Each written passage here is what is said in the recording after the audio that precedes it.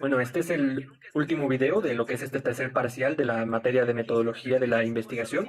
Y este es un video conclusivo a lo que se refiere de los primeros puntos de lo que fue nuestra experiencia de aprendizaje.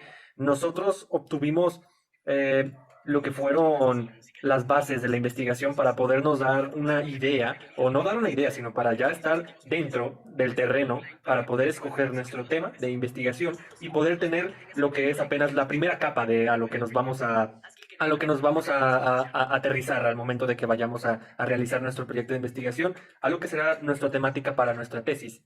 Y siento que la información que conseguimos hoy fue bastante valuable, o sea, fue muy importante y siento que es información o son datos que si nosotros no hubiéramos realizado alguna duda o si no hubiéramos preguntado a lo que fue el profesor, o sea, pues seguiríamos teniendo con esas mismas dudas, porque ni siquiera hemos podido encontrar esta información que nos dieran una explicación de manera un poco más resumida de lo que más no se pudo haber dado.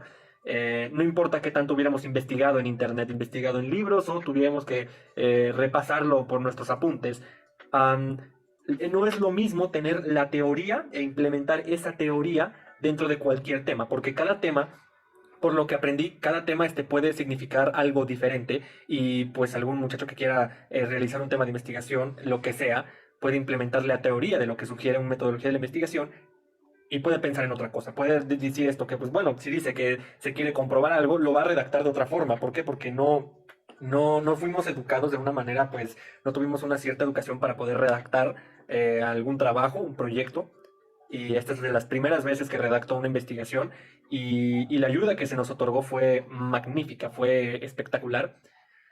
Y bueno, en lo que fueron nuestras habilidades y aptitudes adquiridas de esta materia, en cuestiones de ese tópico, he mejorado lo que fue el entendimiento de la hipótesis, el planteamiento de problema, qué significan las variables, qué significa formular una redacción para elegir entre tu tema o el título, entre cómo preparar todo a un ojal. Inclusive he formado también una experiencia, una habilidad muy buena para poder formar, para poder construir muchas páginas llenas de demasiado texto, por el hecho de que nosotros queremos investigar un tema, pero para poder investigarlo necesitamos pues tener que explicarlo. Muchos profesores nos dicen, la verdad yo no recomiendo que para hacer un proyecto que es muy fácil de explicar, se tengan que redactar como 30 hojas o 40 o hasta 50 hojas o hasta 100 hojas, cuando se puede explicar en un párrafo, en una hoja o hasta en 3 hojas. Pero sí tiene un poco de razón en el que se debe de dar una alta redacción. ¿Para qué? Pues para que el tema vaya teniendo lógica, vaya teniendo el enlace lógico que se nos explicó y ese enlace lógico, pues no sabemos cómo construirlo. Entonces, la habilidad que se nos dio fue el tema que se había explicado, esto de los no factores, sino que había sectores o había como temáticas que hablaban una sobre la economía. Una es como el sector económico, el factor histórico, el factor de experiencia, el factor ¿cómo se dice? Las definiciones, los conceptos. También pues sí, el de la histórica ya se había mencionado. Y todo eso se formulan un montón de preguntas y estas preguntas son para construir todo el marco teórico. Todo se va construyendo desde el inicio hasta el final y estas preguntas son esenciales. Te puedes hacer unas 30 preguntas que son muy fáciles de hacer porque te puedes imaginar, tal vez se te hace muy difícil al inicio pensar en 30 preguntas, pero cuando tienes unos temas para poder guiarte, empiezas hasta a formar 10 preguntas en un solo tema y puedes tener más de 30 preguntas que ayudarán a darte una idea de cómo guiarte en tu marco teórico. Todo inicia mediante la imposición de temas, que te ayuda bastante para poder construir el marco. Y eso es algo que yo no sabía. Yo pensé que todo se tenía que hacer por medio de... yo creo que hablo por todos.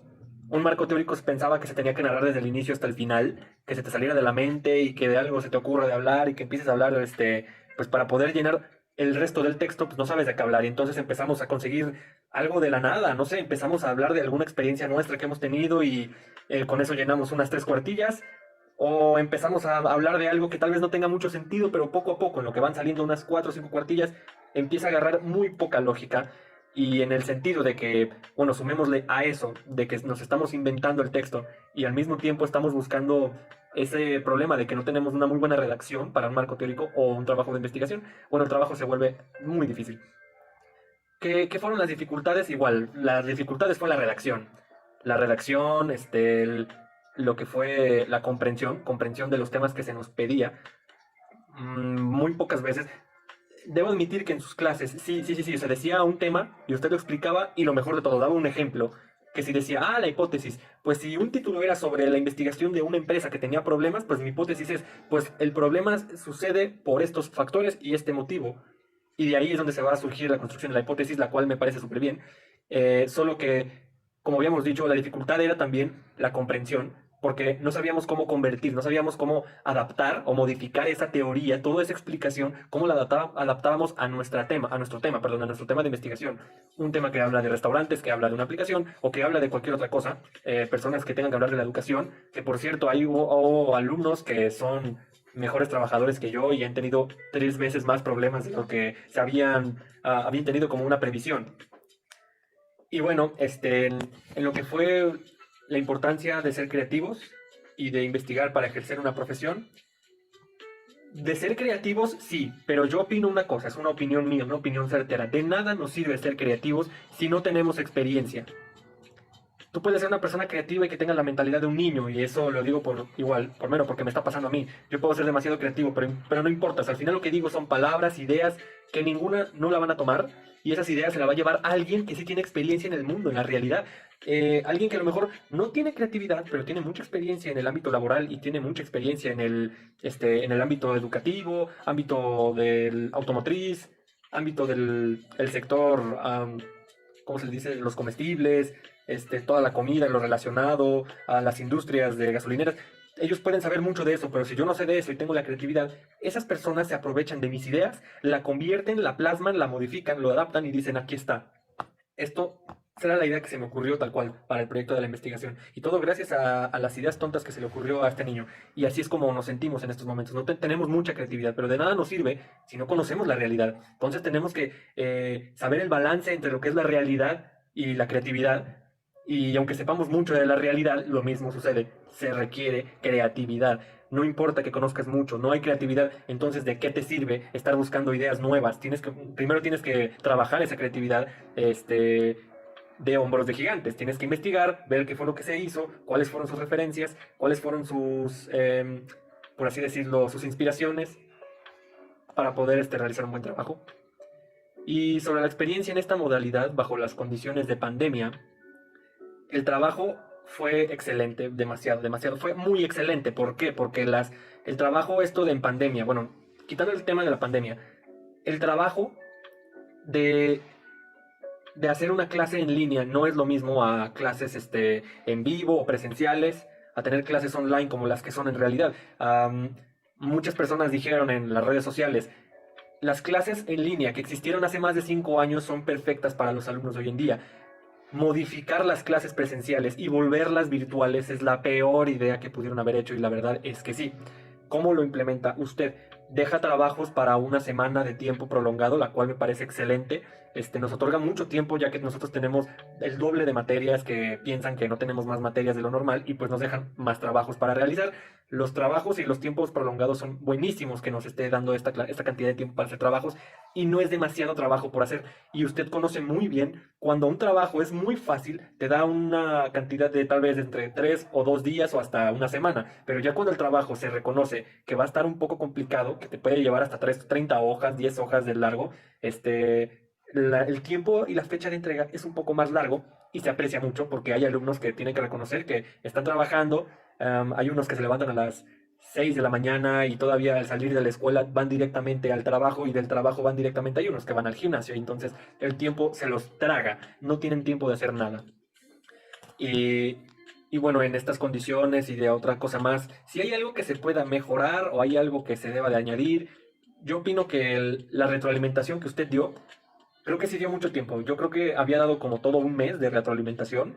Creo que dio como 3 semanas de retroalimentación, las cuales fueron muy necesarias. Yo, no sé si hablo por todos, pero me pasó a mí. Yo no quise retroalimentación. Al final lo pedí, pero yo no quise. Porque sentí que como éramos muchos alumnos, sentí que yo no iba a tener tiempo de tener retroalimentación. Y al final, pues, en lo que yo pedía retroalimentación y en lo que me respondían y en lo que a lo mejor me atendían en las clases, porque las clases se acababan ahí y yo ya no tenía tiempo ni en ninguna otra clase, bueno, ahí mi proyecto ya se habrá ido todo y tendría que adivinar todo y me quedaría con muchas dudas. Pero de la nada hubo alumnos que ya no necesitaban dudas, ya no hablaban y ese era el momento de que cualquiera que haya tenido dudas, adelante, ahí estaba y las clases las terminaba muy temprano para poder hacer retroalimentación, la cual también pareció perfecto. Pues que me gustaría que me lo volviera a encontrar en el trabajo. Tal vez este sea muy pesado, pero todo en cuestiones de mejorar nada, no le veo motivos en mejorar hasta ahora absolutamente nada. Todo el trabajo está muy bien. La modalidad de ver videos, de lo que se tenga que ver con el problema, está bien. Am, bueno, a mí me gustaría que diera más ejemplos.